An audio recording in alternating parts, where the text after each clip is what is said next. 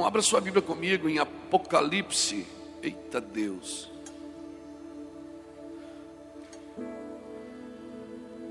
Quando a gente diz assim, vamos abrir Apocalipse, tem gente que já diz, meu Deus do céu.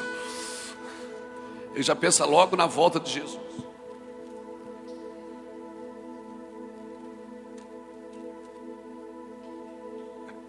Apocalipse capítulo 3, versículo 14.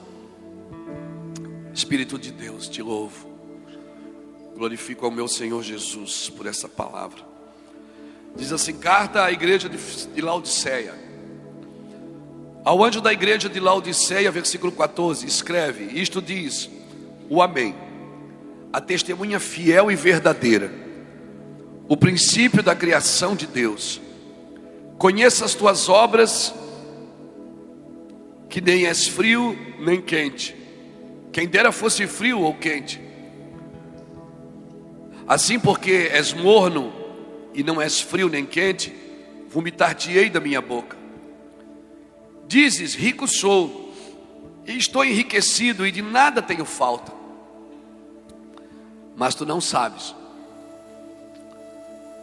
que és um coitado, miserável, pobre, cego e nu. Aconselho-te que de mim compre ouro puro ou refinado no fogo, para que enriqueças, vestes brancas para que te vistas e não sejas manifesta a vergonha da tua nudez, e colírio para te ungires os teus olhos, a fim de que vejas. Eu repreendo e castigo todo o quanto amo, portanto sê zeloso, arrepende-te. Eis que estou à porta e bato, e se alguém ouvir a minha voz e abrir a porta, entrarei em sua casa, e com ele cearei e ele comigo. Ao que vencer, dar-lhe-ei a sentar-se comigo no meu trono, assim como eu venci e assentei com meu Pai em seu trono. Quem tem ouvido, ouça o que o Espírito diz às igrejas. Plural. Amém? Glória a Deus. Senta aí, querido. Estenda a mão para cá, me abençoa. Aleluia. Louvado seja Deus. Eu recebo. Me abençoa, vai, por favor. Eu recebo em nome de Jesus. Receba essa palavra. Receba a sua fome. A sua fome é o seu convite. A sua fome é o seu convite, amém? A sua fome é o convite que você recebeu de Deus para entrar. Louvado seja Deus. A Bíblia diz que Ele derrama água sobre o sedento. Quem não tem sede, não bebe. Amém? Eu li o sétimo estágio da igreja na terra. A Bíblia em Apocalipse fala das 7 igrejas: a igreja de Éfeso, a igreja de Esmirna, de Pérgamo, de Tiatira, de Sardes, de Filadélfia e de Laodiceia. São 7 períodos da igreja na terra. E você vai ver que ela começa em Éfeso. E qual é o problema da igreja de Éfeso? Ela deixa o seu primeiro amor. Ele diz: tenho porém contra ti que deixaste o teu primeiro amor. Depois o segundo estágio dela é Esmirna, é uma igreja fraca. Claro, se ela perde o amor, ela fica fraca. Depois ela entra em Pérgamo, ela se torna mundana. Depois ela entra em Tiatira, ela se torna profana. Depois ela entra em Sardes, ela se torna morta. Mas antes de terminar o que o Senhor está falando para a igreja de Sardes, Ele diz assim: mas tenho, porém, alguns entre vós que não sujaram as suas vestes. Ou seja, sempre tem um remanescente. Daí de Sardes nasce a igreja de Filadélfia, que é a igreja da reforma, dos reformadores, Lutero, John Hus, Bunyan, Spurgeon e tantos homens que trabalharam para reformar a fé. E depois vem então a igreja de Laodiceia, que é a igreja que a teologia chama de igreja entrante. É a igreja dos nossos dias.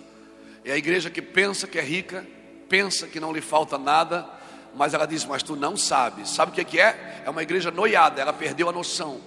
Ela pensa que é, mas não é. Porque não ser e não ter não tem problema. Porque o cara que não é, ele pode ser. O cara que não tem, ele pode ter. Mas não ter e não ser, e pensar que é e pensar que tem, esse é o problema. Sabe aquele cara que é chato e pensa que é inteligente? Sabe a pessoa que é religiosa e pensa que é espiritual? Então o problema é pensar que é. O problema não é não ser. Porque se eu não tenho, mas eu faço alguma coisa para ter, glória a Deus por isso. O problema é quando eu não tenho e eu penso que eu tenho. Eu não faço nada para mudar, eu não tenho reações de mudança, eu não tenho atitude de mudança. E é uma igreja letárgica, é a igreja dos nossos dias. É a igreja cheia de gente vazia. A igreja que se reúne nos templos, mas as pessoas mesmo muitas vezes não conhecem o cristianismo. Investimos mais em coisas do que em pessoas. Jesus, ele foi de uma estrebaria emprestada a um túmulo emprestado. Jesus não construiu nada para ele, mas ele construiu o reino dentro dos homens. Mas hoje nós temos várias estruturas, mas não conhecemos o reino. Agora, é errado ter a estrutura? Claro que não. Como eu queria que tivesse 2 paredes aqui agora. Aleluia. As paredes, elas fazem bem, não tem problema. A estrutura é bom. Amém? Onde é que Deus colocou o seu cérebro? Dentro de uma estrutura. Onde Ele colocou o seu coração? Estruturou. Ele pegou os 2 órgãos principais do corpo e Ele estruturou. Agora, a estrutura é para proteger o cérebro. A estrutura é para proteger a caixa torácica, é para proteger o coração. Então você pode quebrar uma costela, você pode quebrar o crânio. Teve gente que já teve vários traumatismos cranianos. Não tem problema, o problema é tocar na essência. O problema é que a estrutura é para proteger a essência, não para escravizar a essência. Então hoje muitas pessoas perderam a essência e trabalham para manter a estrutura. Essa é a hora que você diz aleluia. Entende? A estrutura é para servir a essência, não a essência servir a estrutura. Por isso que Jesus chega no templo de Salomão e diz assim: eu posso derrubar isso e construir em 3 dias. Esse cara está endemoniado, esse cara é louco. Jesus estava falando espiritualmente. Tem coisas que Deus está fazendo nesses dias, que Ele está falando e fazendo coisas espirituais, mas nós estamos tão carnais que nós não entendemos o que está acontecendo. Deus está falando, Ele está apontando dias. João Batista dizia: raça de víboras, arrependei-vos. Mas João não estava falando só daqueles dias, está falando também dos nossos dias. Profetas, eles sempre apontam para um lugar. Às vezes a gente diz: vamos fazer um culto profético. A gente pensa que culto profético é culto esquisito. Não, profético é culto que dá direção para gerações. Agora, há uma diferença do ministério profético e do dom de profecia. O dom de profecia, quem tem dom de profecia, profetiza ao indivíduo. Diz: assim te diz o Senhor. Isso é o dom de profecia. Agora o ministério profético, ele não profetiza ao indivíduo, ele profetiza ao território. Por isso que Israel, os profetas diziam: assim diz o Senhor, ó Israel. Eles profetizam ao território. Nós trabalhamos como igreja para converter pessoas, mas Deus quer governar territórios com pessoas convertidas. O problema é que muitas pessoas querem ganhar a Cristo. Na realidade eles não querem ganhar a Cristo, eles querem ganhar a vida em nome de Cristo. Às vezes se servem do cristianismo. Como eu disse ontem, a necessidade da maioria sempre se serve da fé da minoria. A necessidade da maioria sempre se serve da fé da minoria. Na multiplicação dos pães tinha 5.000 pessoas para comer, 12 para servir e 1 para ofertar. Mas um que ofertou alimentou 5.000. Porque Deus sempre começa com um. Sempre que a terra clama por justiça, Deus responde. Deus não responde com religião, Deus responde com um homem. Sempre que a terra clamou, foi um homem que Deus enviou, foi uma pessoa que Deus enviou. Então você pode ser a resposta do clamor de uma geração, mas nós precisamos estar alinhados com Deus, amém? O jovem rico perguntou para Jesus assim em Marcos 10:17: Senhor, o que eu faço para herdar a vida eterna? Esse é o problema, eu acho que eu tenho que fazer alguma coisa.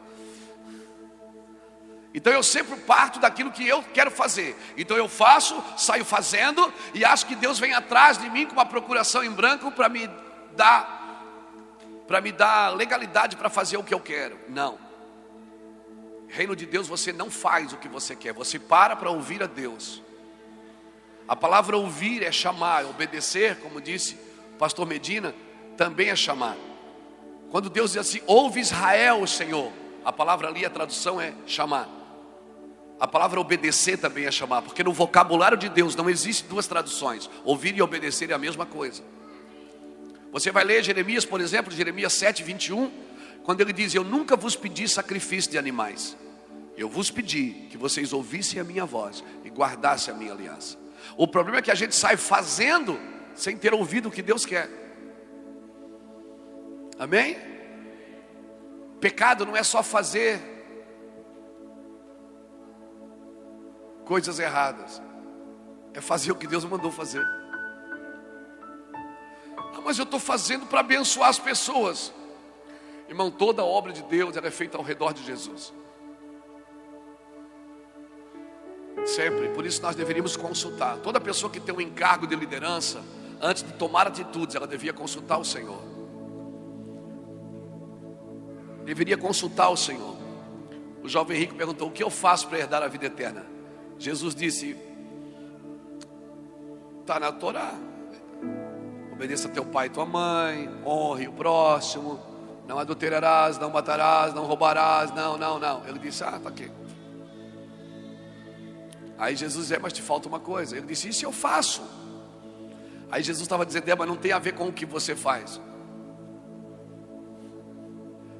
Porque você pode fazer,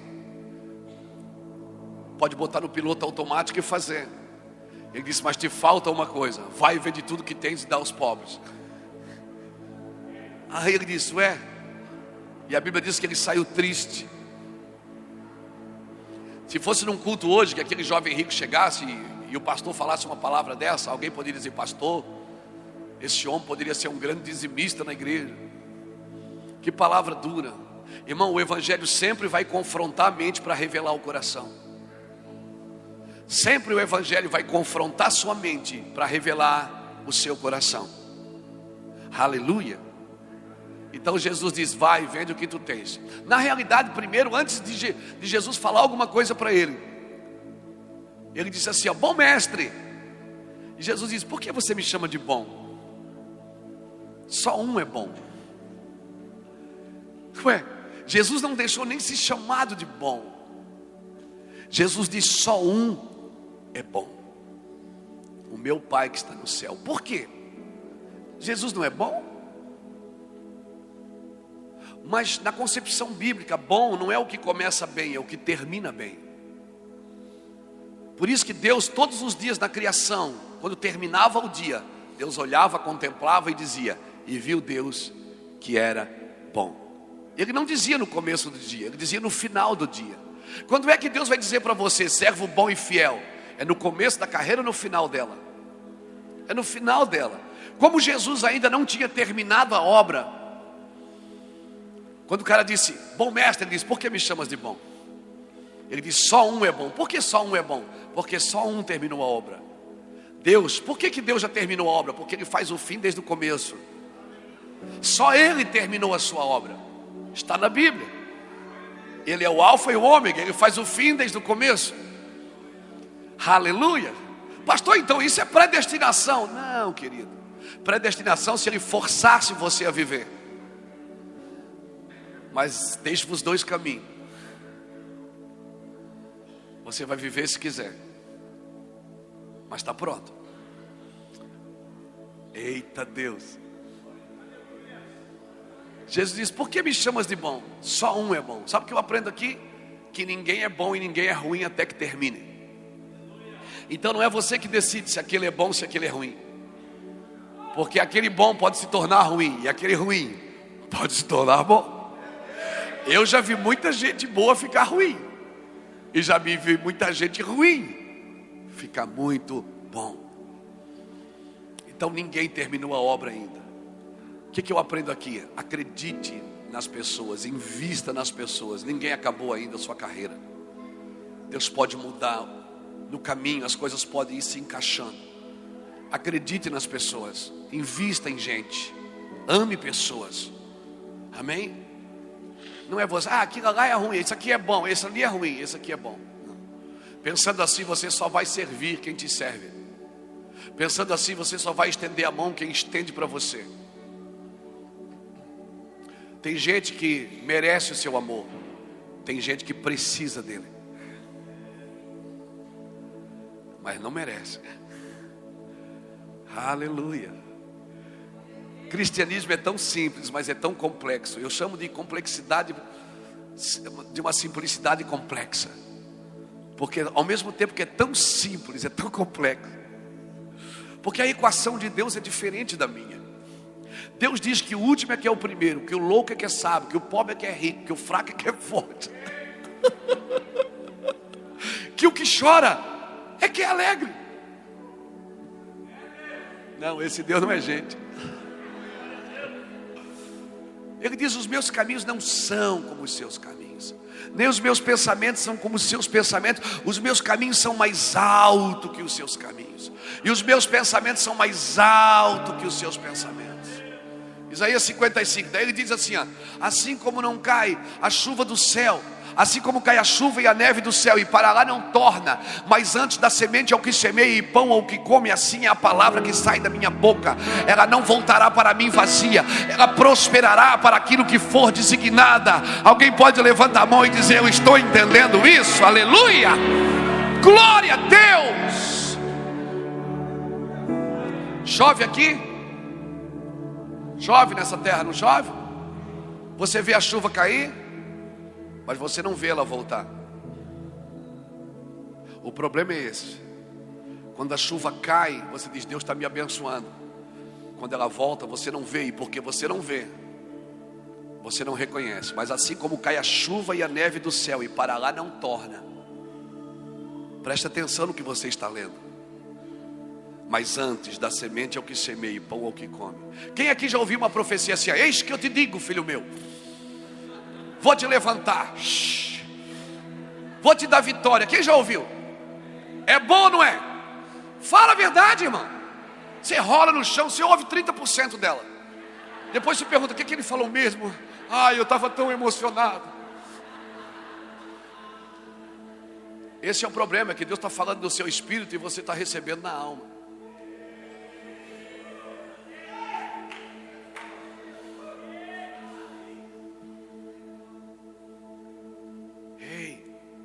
Ei. Não é bom ouvir uma profecia? Assim te diz o Senhor: eu vou te levar para o estado de São Paulo, eu vou te abençoar, vou te dar ministérios. Amém? Irmão, como é bom ouvir uma profecia. Quer ver quando é na frente de todo mundo, para todo mundo respeitar e ver que a gente tem chamado também.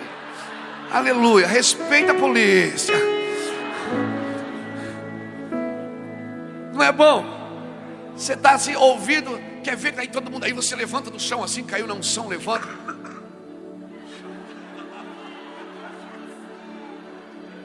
Cheio, não é? Aquela palavra, todo mundo fica olhando para você. Deus falou com ele. Deus, como eu queria que Deus falasse comigo também. E você sai. Naquele dia, cara, você não quer comer, você não quer nada, a palavra está borbulhando dentro de você. Aí você chega em casa no outro dia, nada mudou. As contas continuam chegando por baixo da sua porta. As pessoas que ofendem continuam ofendendo. Você continua do mesmo jeito. Você diz: mas eu recebi uma palavra. No terceiro dia, aquela palavra já não está com tanta força mais dentro de você. Você não deveria estar glorificando a Deus na hora que recebe a profecia. Você deveria estar glorificando a Deus no outro dia.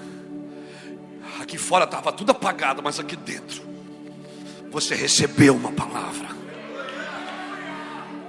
Você deveria ser como Ana, que estava desesperada diante de um altar, e quando o profeta diz: seja feito conforme está no teu coração, a Bíblia diz que Ana enxugou as suas lágrimas e mudou o seu semblante.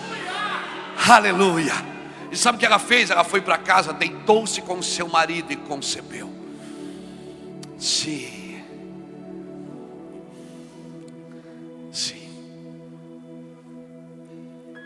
quando você recebe uma palavra, você dá glória a Deus. Mas essa palavra, vem aqui um pouquinho, pastor. Assim como cai a chuva do céu e a neve, e para lá não volta, mas antes prospera para aquilo que eu designei, assim é a palavra que sai da minha boca. Ela não voltará para mim vazia, porque toda vez, pastor, que eu te dou uma palavra, ela não volta para mim vazia, ela pega você e traz você para mim.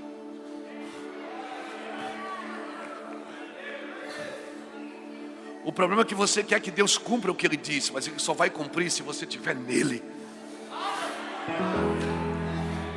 Por isso que Ele diz: anda na minha presença e ser perfeito. O problema é que quando cai a chuva, você diz: ó, que benção, Deus falou comigo, Deus está me dando, olha aqui a benção. Mas a chuva volta e você não vê porque ela evapora. Quando Deus envia uma palavra, ela tem o poder de entrar dentro de você e arrancar tudo dentro de você e levar para Deus.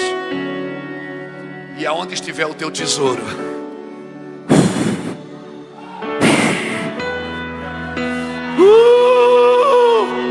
aí estará o teu coração. O problema é que você quer todo dia uma confirmação, que todo dia que Deus fale. Deus já falou com você há 15 anos, 20 anos atrás, falou na semana passada, falou ontem, e você continua pedindo mais palavras. E Deus diz: você nem fez o que eu te falei, você nem cumpriu o que eu já te disse, você nem está andando na diretiva que eu dei. Ei, ela vai prosperar para aquilo que foi designada. Quando a palavra vem, ela tem o poder de me levar para Deus. Ela não volta para mim vazia, mas ela prospera para aquilo que for designado. Por isso, toda carta que ele começa às igrejas, quando ele termina, ele diz: ouça o que o Espírito diz à igreja. O Espírito diz à igreja. A sua alma quer ver, a sua alma quer tocar, a sua alma quer sentir. O Espírito é alimentado pela palavra de Deus, não é por emoções. Eu não estou anulando as emoções, eu não estou anulando os seus sentimentos. Eu não sou louco de fazer isso. Eu estou dizendo que não são bases para você viver na fé. A base para viver na fé é a fé, não são os sentimentos. Porque vai ter dias que você não vai sentir nada e Deus vai estar lá. Ele vai estar lá com você. Os dias mais remotos da sua vida, Deus vai continuar lá com você. Sabe para quem Deus pode dar dinheiro? Para quem não ama o dinheiro. Sim. Sabe para quem Deus pode dar coisas? Para quem não está preso a elas. Por isso que Ele é Senhor dos senhores. Ele só pode ser teu Senhor se você for Senhor de tudo.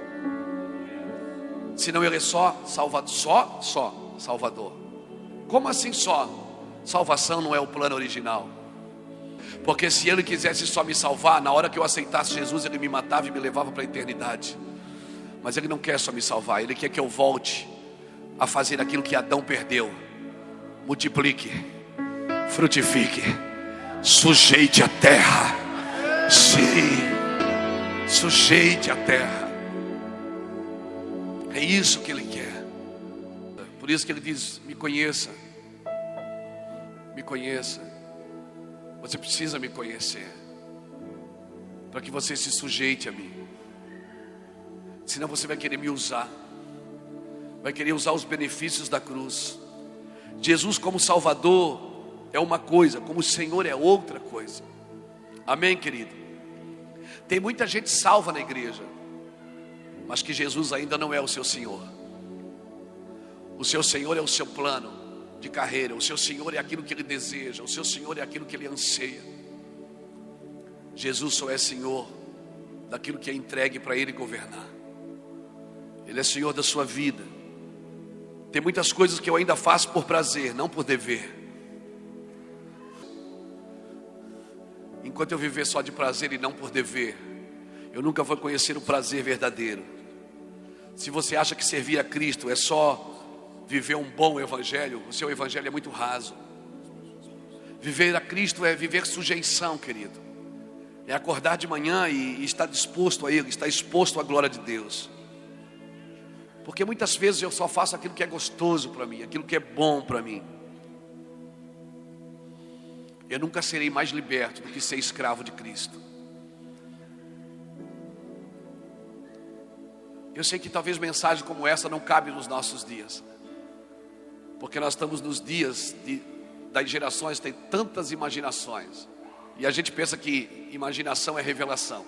Imaginação não é revelação, imaginação é fruto da alma, é fruto daquilo que você anseia e deseja. Não são as prioridades de Deus. A imaginação nasce de uma mente ambiciosa. Eu não estou dizendo que você não deve ter as coisas, que você não pode ter as coisas. Eu estou dizendo que as coisas não podem ter você. Todo ambicioso, irmão, ele vai ser fruto da sua ambição. Ele vai ser escravo da sua ambição. Olha o que Deus disse para mim. Ele disse: você é minha imagem e a minha semelhança, mas não faça para ti imagem. Ele está dizendo: você já tem uma imagem para representar, você não precisa fazer outra. Você é a minha imagem, Luiz. Ou seja, você me representa, não me substitui. Você me representa. Um dia Jesus chegou num lugar, alguém trouxe e perguntou para ele assim: é lícito pagar tributo a César? Jesus disse, ele pegou uma moeda, olhou e disse: de quem é essa imagem? Aí alguém disse: é de César. Ele disse: então dá a César o que é de César, e dará a Deus o que é de Deus. Que imagem era aquela que estava na moeda? De César. Para onde ela deveria ir? Para a mão de César. Você sempre termina na mão da imagem que você representa.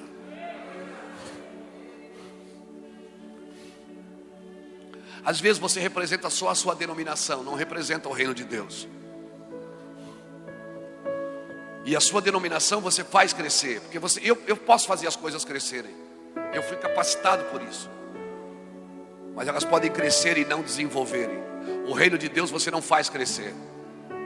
Eu planto, o Apolo rega, mas quem dá o crescimento é o Senhor. Só Ele pode fazer crescer o seu reino. Agora, por que você acha que César colocou a sua imagem numa moeda? Quando César colocou a imagem dele numa moeda, César estava dizendo o seguinte: dinheiro é importante para mim. Porque sempre atrelamos nossa imagem àquilo que é importante para nós. Por que você acha que Deus atrelou a imagem dele a você? Quando ele disse: você é a minha imagem, o que ele está dizendo? Alguém dá um glória a Deus. Aleluia. Glória a Jesus. Você é a minha imagem. Você me representa. Tudo que Deus criou, Ele disse: haja, e ageu, e houve. Deus disse: haja luz, e houve luz. Haja e houve, haja e houve. Ele foi criando tudo, tudo pela palavra. Deus disse: haja luz, e no primeiro dia, a Bíblia diz, houve luz no primeiro dia. Mas o sol Ele só fez no quarto dia, e já havia luz no primeiro.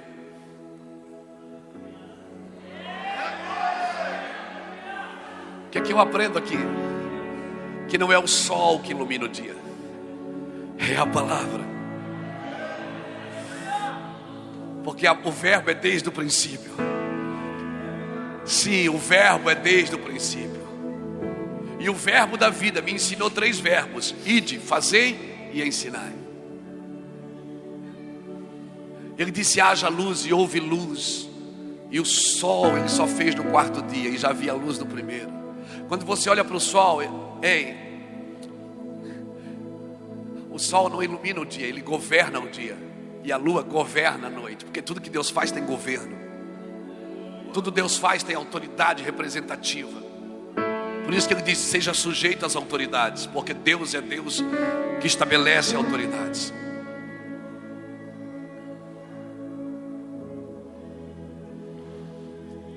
Quem ilumina o dia é a palavra. Quem ilumina o dia é a palavra. É a palavra. Se Deus criou tudo pela palavra, e eu sou a sua representatividade, eu devo criar como as coisas? Pela palavra.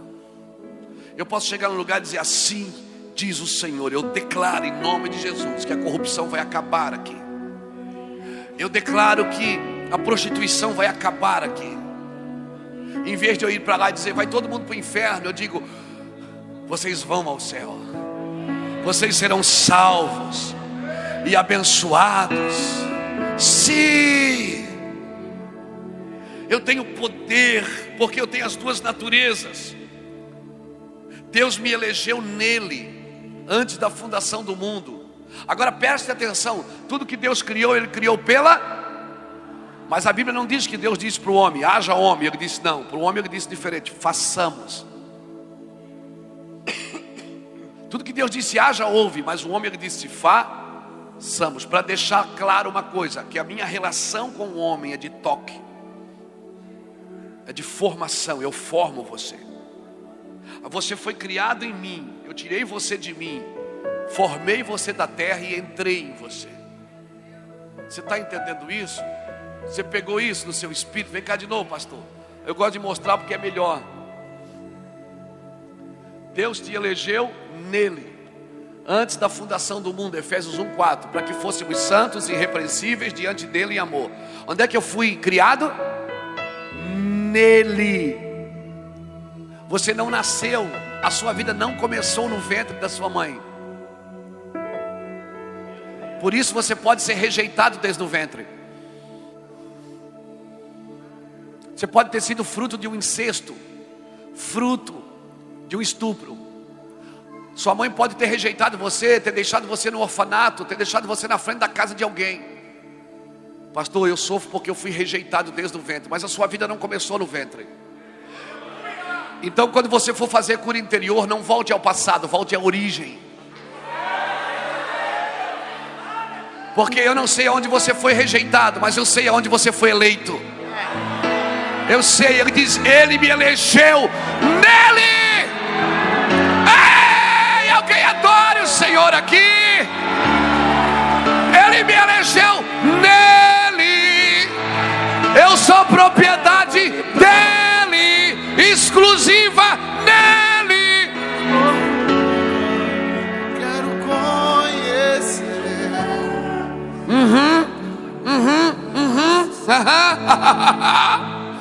Eu estava nele. A Bíblia diz no Salmo 139, verso 16, que no seu livro Ele escreveu sobre mim, sem que nenhum dos meus dias existisse. Ele fez um livro da minha história. Quando eu vou orar de manhã, eu não vou dar conselho para Ele. Eu não vou dizer, Deus faz isso, Deus faz aquilo. Eu vou dizer, Deus, o que é que o Senhor falou de mim hoje? Eu quero viver isso, por favor. Me deixe estar tão ligado com você que eu quero entender o que você falou de mim. Oração não é para manipular Deus. No seu livro Ele escreveu sobre mim. Eu tenho uma história e eu posso vivê-la intensamente. Uma história que começou nele e terminará nele. Como assim? Porque dele, por ele.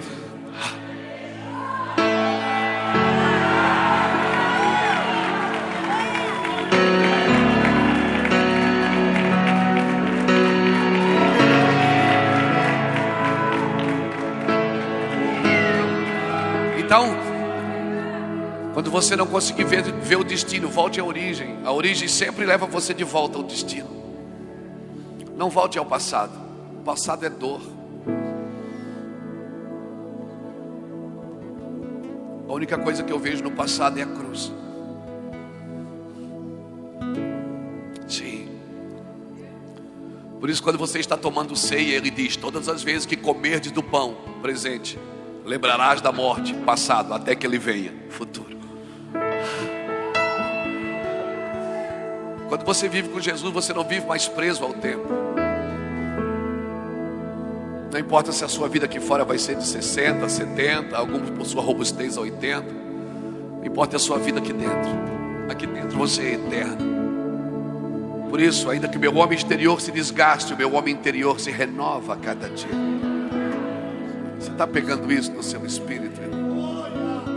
Então para de olhar para fora e começa a olhar para dentro. Olha para onde ele está. Por isso que o Paulo diz assim: fica aqui, fica inteiro. Paulo diz assim em 2 Coríntios capítulo 4, versículo 7. Ele diz, nós temos um tesouro no vaso de barro, para que a excelência do poder seja de Deus e não nós. E aí Paulo começa a dizer: em tudo eu sou atribulado, porém não angustiado, perseguido, porém não abatido, perplexo, porém não desanimado, levando no meu corpo o morrer de Cristo, para que a vida de Cristo também se manifeste na minha carne mortal. E aí Paulo diz: ainda que o meu homem exterior se corrompa, se desgaste, o meu homem interior se renova a cada dia. Por isso, quanto mais tempo você está na igreja, mais tempo você deveria glorificar. Quanto mais velho de cristão você é, mais chapado você deveria ser. Sabe o que Paulo está dizendo? O meu tesouro está aqui dentro, no vaso de barro. A excelência do poder é dele, não minha. E Paulo diz: em tudo eu sou atribulado aqui fora, porém não angustiado aqui dentro, perseguido, porém não abatido, perplexo, porém não desanimado, levando no meu corpo o morrer de Cristo. Aqui está morrendo, está desgastando. Olha minhas rugas, olha a bordinha de catupiry. Aqui dentro você pode esticar para todo lado, não tem negócio, vai acabar. Aqui dentro o meu homem exterior se corrompe, se desgasta, mas o meu homem interior se renova.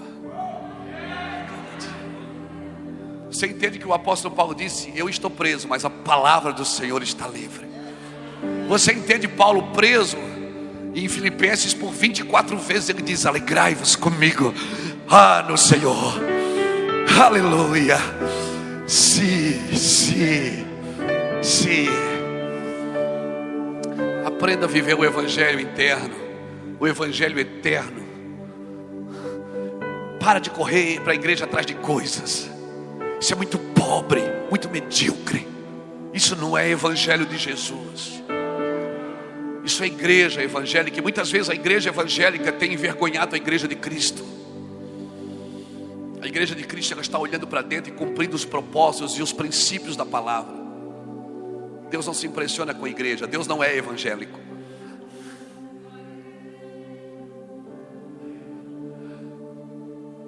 Ele é santo.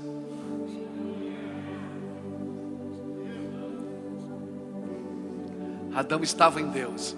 Vamos ficar aqui no meio para todo mundo ver Adão. Se Adão está chapado.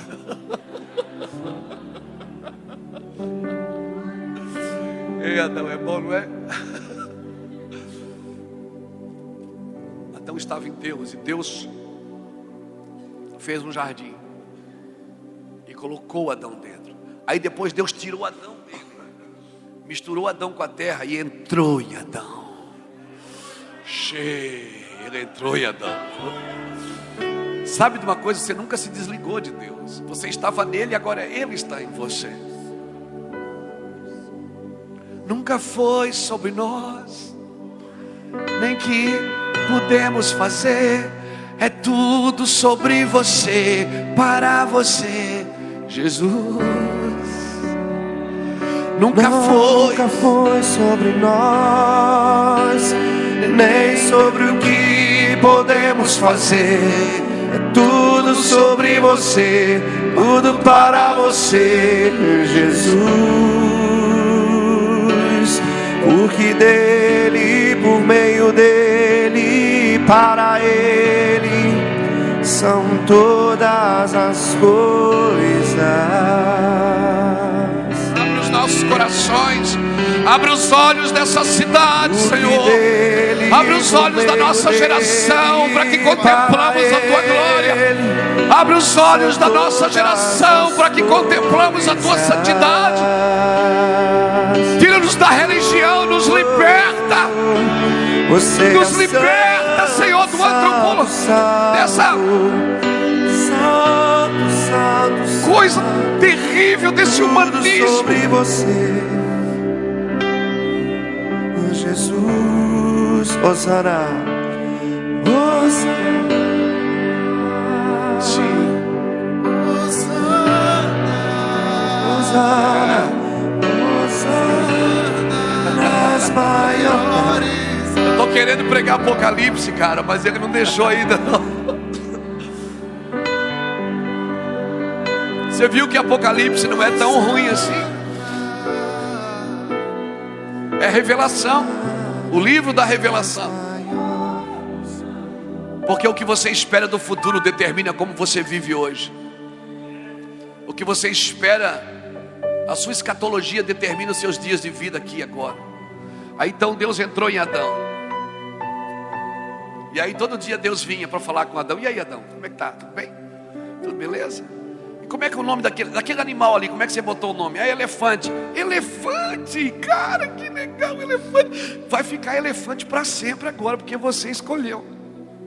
Você me representa. Vai ser elefante o nome dele agora. E aquele comprido é girafa. Girafa! Vai ser girafa. Aí a Bíblia diz que Deus pega Adão e coloca diante dos animais e diz assim: Adão colocou nome em todas as coisas, nos animais, mas a Bíblia diz assim: mas para o homem não se achava uma companheira que lhe fosse idônea. Sabe o que Deus está dizendo?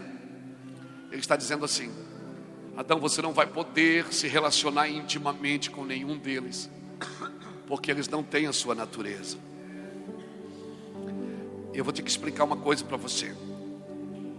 Assim como eu tirei você de mim para me relacionar intimamente com você, eu vou ter que tirar alguém de você agora para se relacionar intimamente com você. E quando você estiver se relacionando com ela, você vai saber quem eu sou. Porque assim como o marido ama a sua esposa, é assim que Cristo ama a sua igreja. Por isso que o diabo faz tudo para destruir os lares. Porque o lar representa Cristo na terra. Você está entendendo o que eu estou te falando? Pastor, meu lar foi destruído. Recomece, restaure, ministre, se arrependa. Porque senão você vai perder a representatividade de quem Deus é com você. Você está entendendo o que eu estou dizendo? Amém? Nunca foi sobre nós, nem sobre o que podemos fazer. É tudo sobre você. Tudo aponta para Ele. Meu lar aponta para Ele. Meus negócios têm que apontar para Ele. Minha vida, meu governo, meu serviço, tudo aponta para Ele. Porque se não está representando Ele, o que eu faço não faz sentido. Não tem futuro o que eu faço, porque Ele é eterno. Se tudo que eu estou fazendo não aponta, a moeda do reino é a eternidade.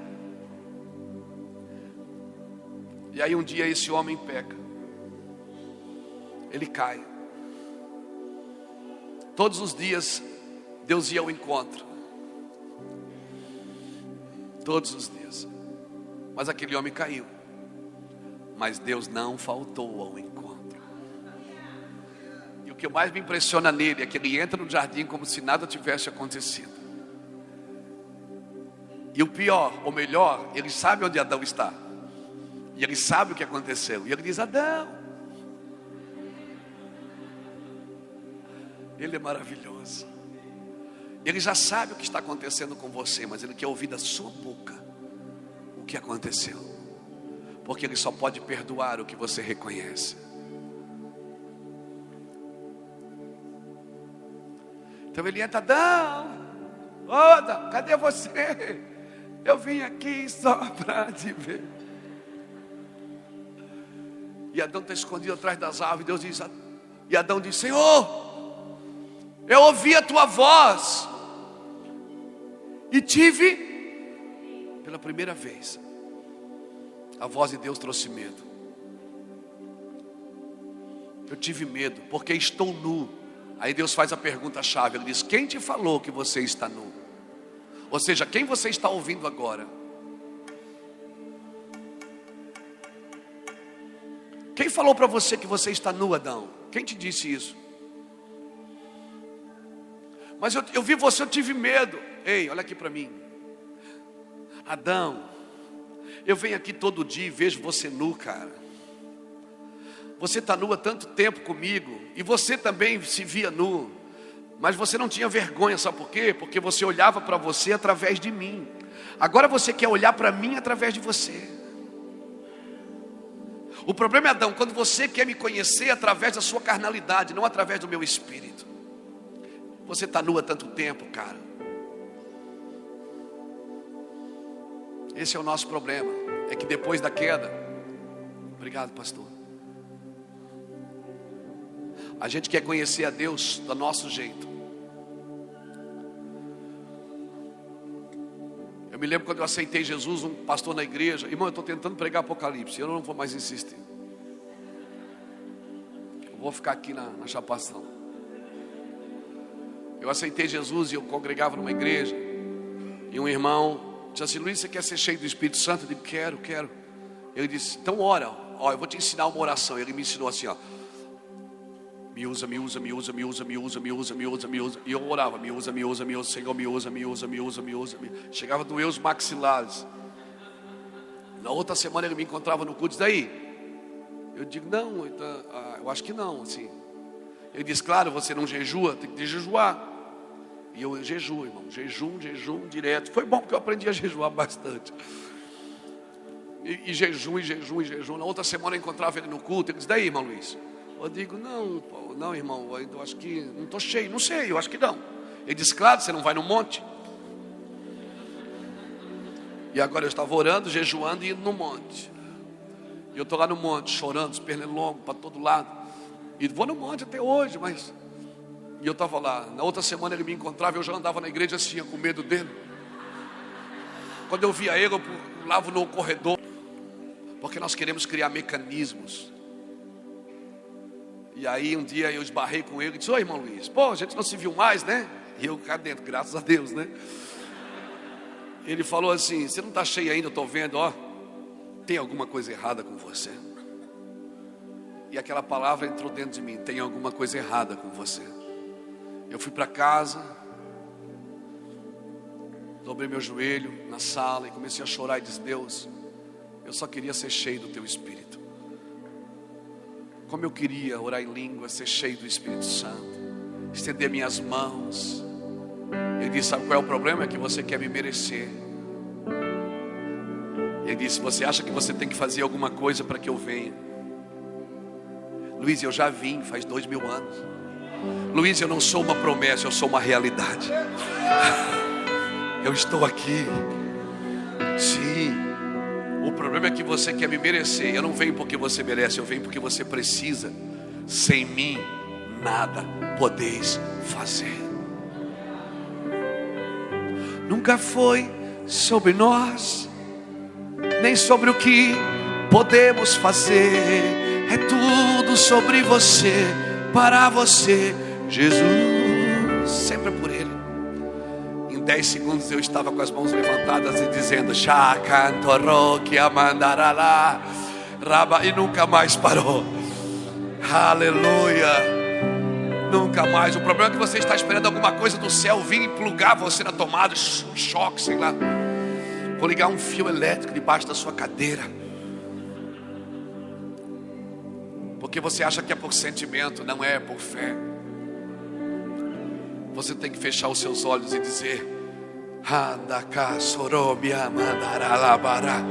mas eu vou estar imitando alguém. Eu falo português e você também, e não estou te imitando.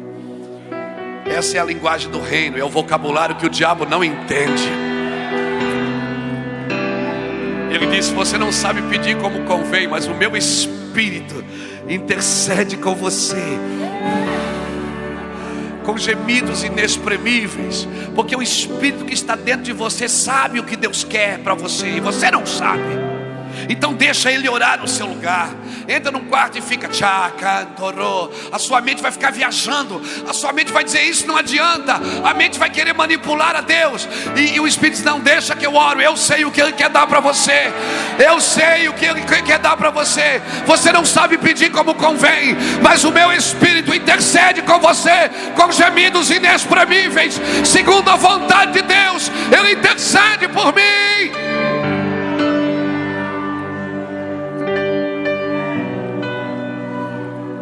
Então, às vezes eu entro no quarto, eu ligo meu somzinho, fecho a cortina e digo: Senhor, eu não sei tudo que o Senhor quer fazer hoje, por isso eu me entrego e deixo o Espírito que o Senhor me deu interceder, porque Ele sabe qual é a vontade de Deus.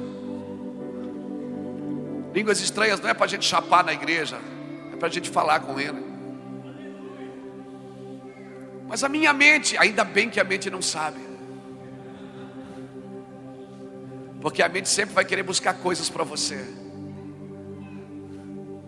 Por isso ele diz: vós que sois maus, sabe das boas coisas aos vossos filhos, imagine o vosso Pai que está no céu não vos dará o Espírito Santo a quem pedir. É só pedir, amigo. Mas eu tenho vergonha. Aí é outro problema. Aí é outro problema. O Espírito Santo, ele foi dado para a igreja para representar o que Deus quer dentro de nós. Amém, querida? Servir a Cristo sem o Espírito Santo é impossível. É impossível servir a Cristo sem o Espírito Santo. Mas eu estou pregando isso para pastores, imagina. Por quê? Porque a igreja intelectualizou tanto a fé que parece que o Espírito Santo não tem mais lugar. Não tem. Nossos cultos são carregados de palavras persuasivas e sabedoria humana, chaves, pontos, entretenimentos, motivação. Nossas palavras são motivacionais. O Senhor não é motivacional? Sim, sou. Mas não adianta você movimentar uma pessoa sem estruturar ela primeiro. O fogo arde no altar. Sem fogo,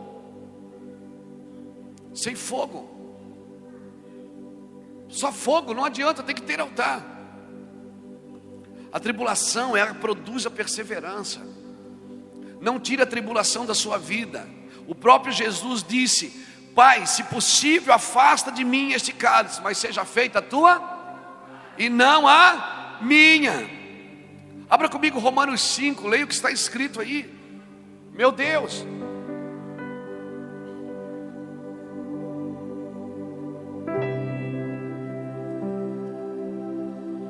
Oh.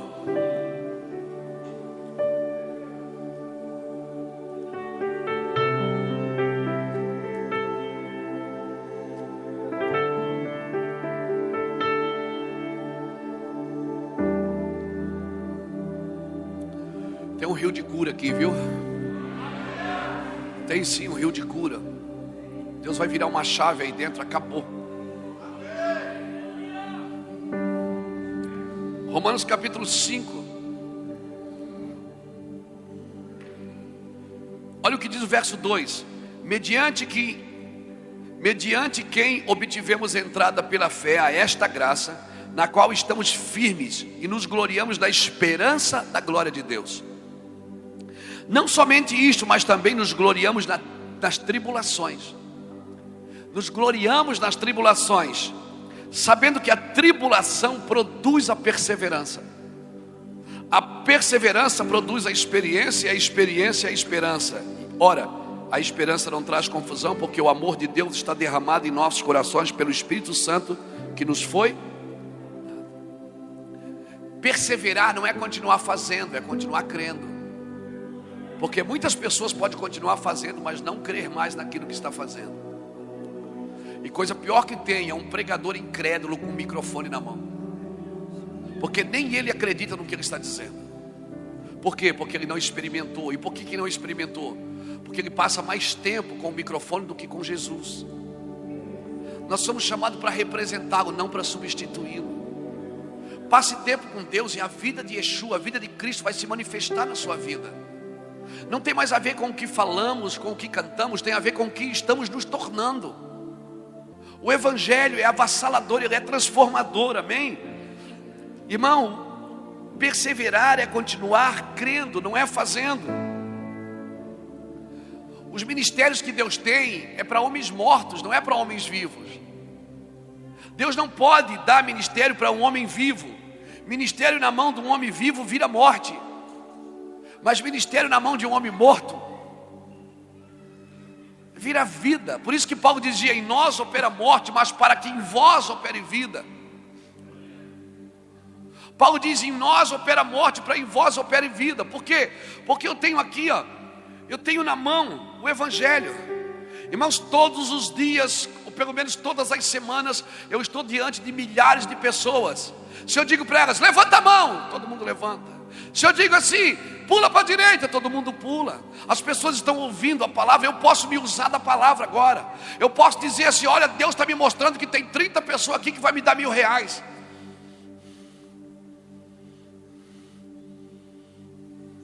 E sabe o que é que vai acontecer? Elas vão me dar. Por quê? Porque elas estão acreditando no que eu digo. Por quê? Porque o evangelho pegou elas por dentro. Elas foram pegas pela internet. Alguma coisa mudou nelas. Então eu posso me aproveitar disso. Esse é o perigo, irmãos. Esse é o perigo. Quando Jesus começa a levantar alguém e a pessoa começa a usar a Deus e não mais ser usada por Ele. Por isso, pastores, quando você tiver na sua mão o coração das pessoas, guarde com muito zelo. Você vai estar diante da coisa mais preciosa que uma pessoa tem, é o coração dela. Você vai ver na Bíblia Deus dizendo: filho meu, dai-me o teu coração. Ele não pede o teu serviço, Ele pede o teu coração. Deus não quer, Ele não disse trabalha para mim, Ele disse me dá o teu coração. Lembra quando Ele chamou Moisés em Êxodo 4? Antes de Moisés ir para o Egito, Ele disse: põe a mão no teu peito. Moisés põe a mão. Quando Ele tira a mão, o que é que tinha na mão? Lepra. Porque como estiver teu coração, assim vai estar teu serviço. Se seu coração está leproso, seu serviço estará leproso. Na minha equipe eu não tenho incrédulo trabalhando comigo. Não tenho. Eu não tenho medroso trabalhando comigo.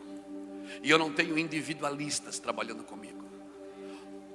Deus não investe no individualismo. Ele investe no individualismo, não no individualista. Quando Deus dá alguma coisa a uma pessoa, é sempre para dar ao coletivo. Se Deus te levantou para governar, é por causa da cidade. Se Deus te levantou como pastor, é por causa do povo. 2 Samuel capítulo 5, versículo 12, Davi diz assim: e tinha Davi convicção que Deus o levantara como rei e confirmara o seu trono por causa de Israel, seu povo. Davi tinha convicção que Deus levantou ele para governar por causa que Deus amava o povo. Por isso que você pode ver um pregador em pecado e Deus usando ele para fazer milagres, porque Deus ama o povo. E a palavra nunca volta vazia. Mas se aquela casa não há um conserto, uma hora ela cai, uma hora vem para fora. Deus dá tempo para a gente consertar. Por isso, igreja de Laodiceia, não pense que seus templos me impressionam. Não pense que suas mídias me impressionam. Não pense que os seus status me impressionam. Não pense que as suas posições sociais me impressionam, Laodiceia. O que me impressiona é o teu coração. Eu quero o teu coração de volta, Laodiceia. E só tem um jeito: compre ouro puro de mim para que você realmente seja rica. Eu vou passar colírio nos seus olhos para que você me veja. E vou trocar as suas vestes. Eu vou te dar vestes brancas para que você seja puro, rico e santo. Se Ele passa colírio nos seus olhos, tudo que você vê como Ele vê. E se teus olhos forem bons, todo o teu corpo será abençoado.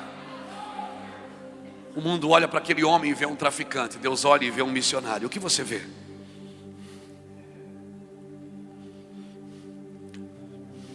Você já olhou para a turminha de Jesus, os 12? Era tudo fio desencapado, irmão. Mas Jesus olhou para eles. Jesus foi atrás do cara que negou ele. Ele ficou com tanta vergonha que se jogou na água. Jesus vai atrás dele, senta. Não traz nenhuma acusação, só diz: tu me amas. Ele não diz: tu ama essa cidade ou tu ama esse povo. Não, ele diz: tu me amas. Porque se tu não me amas, não adianta você querer fazer as minhas coisas. Você nunca vai cuidar do povo como eu cuido. Se você não tiver a minha mente, os meus olhos, Deus não quer o seu serviço. Deus não se impressiona conosco. Ele disse: você pensa que está rica? Não está. Você está pobre. Você pensa que é poderosa? Você é miserável. Você pensa que não te falta nada? Você não está entendendo. Você não está entendendo. Amém, irmãos?